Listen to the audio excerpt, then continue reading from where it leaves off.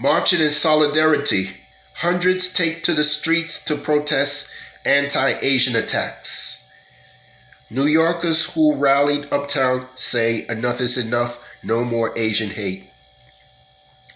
Despite mountain activism and the NYPD's implementation of a task force and civilian panel to combat anti-Asian violence, the AAPI community are still being targeted in unprovoked hate crimes, the latest of which occurred on 125th Street and 3rd Avenue, leaving a 61-year-old man hospitalized after repeated punts to the head.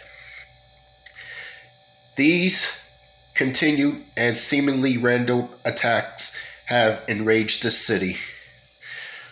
Organized by activists and the Rainbow Coalition, a group consisting of all races and creeds congregated at Mitchell Square Park on 168th Street Sunday afternoon to stand in solidarity with Asian Americans.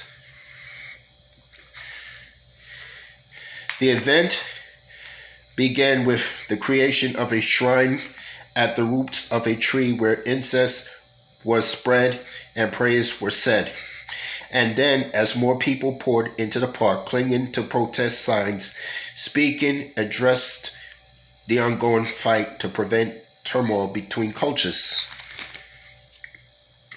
Johanna Fernandez is an assistant professor of history at Barrage College and is a part of a movement to free Mumia Abu-Jamal, an activist and journalist who helped create the Philadelphia branch of the Black Panther Party and was convicted of murdering Officer Daniel Faulkner in 1981.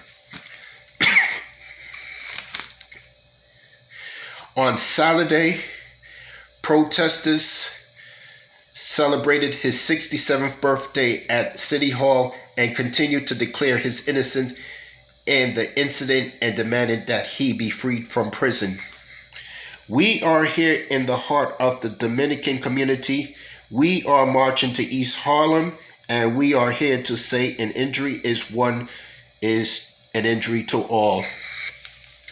Not too long ago, we had a person in the White House who was blaming China and the Chinese for the coronavirus and spewing anti-Asian hate, spewing white supremacy and jingoism in this country, and that is where we have to blame, Fernandez said to a roaring, jam-packed crowd.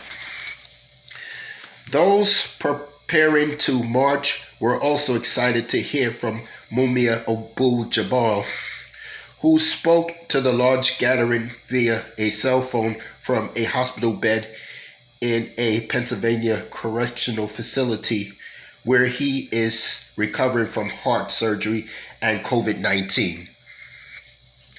This country has a long and distinguished history of anti-Asian violence and one of the most oppressed communities. We came over here and we exploited by their labor, not just as people who labored on the land, but people who labor in mines, and they were treated as non-humans, Abu-Jamal said. After the speech, like a stampede, about 200 demonstrators filed out of the park and into the street, chanting "Stop Asian Hate," waving signs, banging drums, and holding fists to the sky. Marchers walked in solidarity with one another as they made their way to East Harlem. Among the marchers were nurses who exhibited signs reading, "Racism is a public health crisis," Asians wearing Black Lives Matter masks, and black and brown individuals brandishing "I Stand with Asian Lives" posters. This was a message intended to spread unity, which appeared to be successful as passing motorists stopped to give protesters a fist bump or honk.